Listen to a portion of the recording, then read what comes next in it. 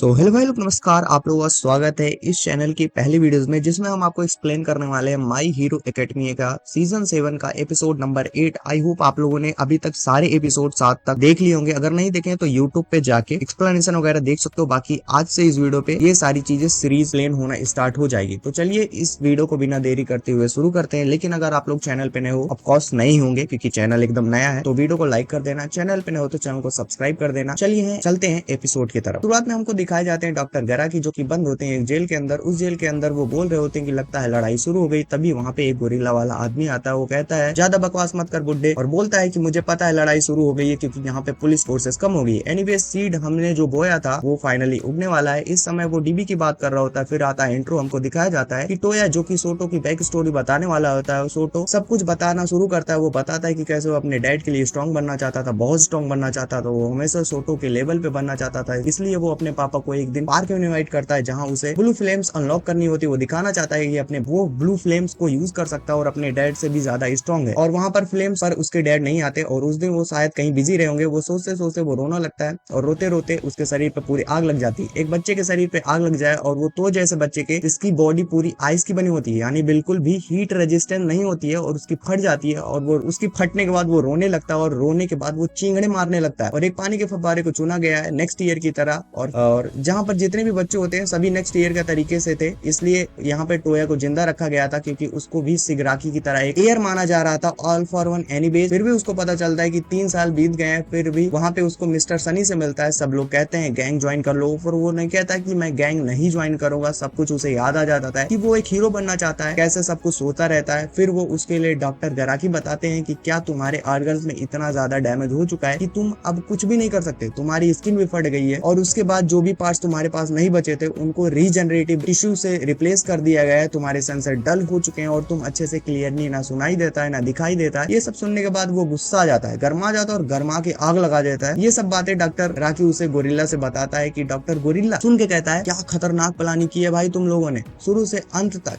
क्या रापचिक प्लानिंग करने का मामू। फिर हमको बताया जाता है कि वहां से जाने के बाद टोया बाहर निकल गया, बाहर रहने लगा, वो भी सबसे बिना लड़े। और फिर उसी के मरने के बाद डाबी का जन्म हुआ, और डाबी वापस लौट के आया था तो गराकी सदमे में था। वो वापस किस लिए आया है उसको उस मूवमेंट का पता नहीं था कि वो चाहता है, बट कुछ ही समय बाद उसको पता चल गया था कि अगर वो कुछ चाहता है फिर वो सिर्फ और सिर्फ एंडेवर की बर्बादी। आगे हमको डाबी बताता है कि उसने होप किया था कि सब कुछ बदल जाएगा, वो दिल से चाहता है कि सब कुछ चेंज हो जाएगा, और इसी कारण वो घर भी वापस गया था। पर जब वो घर वापस गया तो एंडेवर डांट रहा होता है सोटो को, और यह देखने के बाद उसे पता चल जाता है कि फैमिली में कुछ भी चेंज नहीं हुआ है, बल्कि फैमिली उससे मूव ऑन कर गई है, और इससे बाद वो बच्चा सीधे कैसे रह सकता है। फिर से वो सदमे में चला जाता है, और वो उस कमरे में जाता है जहाँ पे उसकी फोटो रखी होती है। वो प्रार्थना करता है अपने ही मरे हुए के लिए, क्योंकि वो कहता है कि टोया मर गया है तो फिर अब डाबी जिंदा होगा। फिर क्या, उसका केवल एक ही मकसद था, जितना एंडेवर फेमस होता उतना एंडेवर आगे बढ़ता, और बस वो एंडेवर को डेट्स में पीस करना चाहता था। मतलब वो एंडेवर की बर्बादी चाहता था, एंडेवर की नहीं सोटो की भी,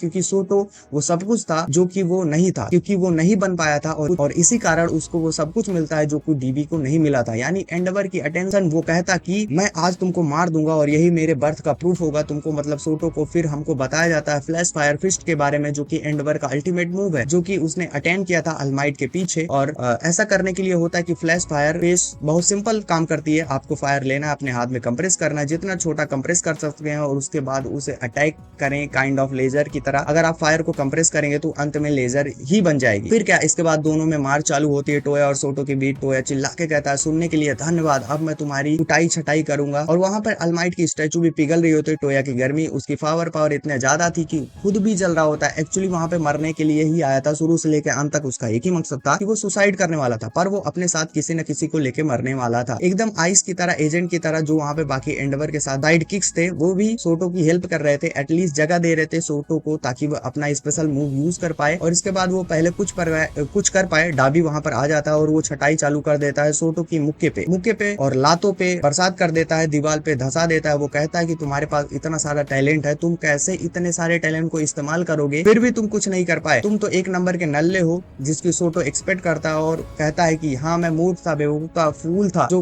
पहले ही बहुत डीडो लिया था। मैं पहले अपनी आग को यूज करने के लिए तैयार ही नहीं था, और ना ही, पर ऑब्वियसली किसी कि मैं पहले अपनी आग को यूज करने के लिए तैयार था ही नहीं, पर ऑब्वियसली किसी और ने नहीं बल्कि डेको ने उसे रियलाइज कराया कि कैसे वो फ्लेम्स उसके पापा की नहीं बल्कि उसकी है। तभी टोया यूज करता है कि वो न्यूट्रलाइज कर रहा है उसकी हीट को। फिर हमें एक फ्लैशबैक सीन दिखाया जाता है जहां सोटो और एंडेवर के बीच वो दोनों बात कर रहे होते हैं कि कैसे डाबी से लड़ने के लिए सोटो को जाना चाहिए, क्योंकि ऑल फॉर वन अगर कोई लड़ सकता है तो वो सिर्फ एंडेवर है और ये ड्यूटी बनती है कि उसके परिवार में किसी एक की कि वो डाबी को संभाले। तो वो ड्यूटी सोटो को अपने कंधे पर लेना चाहता था। बात तो सही है, लेजिटिमेसी पैदा करो कि वो जिता दे। रह रह के बहुत सारे फ्लैशबैक सीन दिखाए जाते हैं और जहां पर टोया चिल्ला रहा होता है कि हमारा बाप नल्ला था, फिर से हमें एक और फ्लैशबैक दिखाया जाता है जहां पर कोई कह रहा होता है कि सब लोग ध्यान रखना इस बात का, 30 मिनट के अंदर सब लोग सावर के बाहर हो। फिर डेकू आता है सोटो के पास और वो बोलने लगता है तुम सच में लड़ने वाले हो क्या टोया से, जिस पे वो कहता है ऑब्वियसली कहता है कि डाबी हमारे फैमिली का क्रॉस है, यानी कि वो हमारे फैमिली का कलीग है जो कि जिसको हमें लोगों से मिटाना होगा। फिर वो एक नए मूव को डेकू को दिखाता है, इसका नाम होता है फ्लैश फायर। बस फिस्ट हटा दिया और बाकी नाम तो सेम ही है। एक ऐसी आर है जो कि ठंडी है। सोटो बेसिकली करता है कि वो अपने दिल में कंस्ट्रक्ट करता है बोथ आइस को और हीट को, उसके बाद फ्लेम को जनरेट करता है जो कि ठंडी होती है और फिर वो न्यूट्रलाइज कर दे किसी भी तरीके से हीट को। स्पेशल मूव है जो कि डाबी को हराने के लिए बनाया होता है। सोटो कहता है मेरे बाप चाहते हैं कि वो आइस को यूज कर पाए ताकि वो अपनी बॉडी को ओवरहीट होने से रोक पाए, ताकि बल्कि सोटो ने उसका उल्टा करके वे एक ऐसी फिल्म बना दी जो कि गर्मी नहीं है। फिर हमें एक और तगड़ा वाला मूवमेंट दिखाया जाता है जिसमें डेकू चिल्लाता है ये जो तुम्हारी आग है। फिर क्या हमको एक सोटो का रैंपेज दिखाया जाता है, वो कैसे कुटाई छटाई चालू करता है डाबी की। वो सब कुछ याद कर रहा होता है कि पास्ट में कैसे ग्रीड के चक्कर में उसके परिवार ने क्या किया था और कैसे खड़ा हो रहा था क्लास में, कैसे उसने अपने पिता की तरह बनने की जरूरत नहीं है और उसको अगर कुछ बनना है तो ऑल माइट की तरह बन सकता है। फिर मार होती है और मार के बाद सोटो अपना स्पेशल मूव यूज करके पूरी जगह को फ्रीज कर देता है और डीबी को भी उसी मूवमेंट को फ्रीज कर देता है और इसी के साथ एपिसोड खत्म हो जाता है। बाकी यार अगर आपको इस एपिसोड में थोड़ा बहुत कुछ भी समझ में आया होगा, वीडियो को लाइक कर देना, चैनल को सब्सक्राइब कर देना। हाँ मुझे पता है कि ये पहली वीडियो है,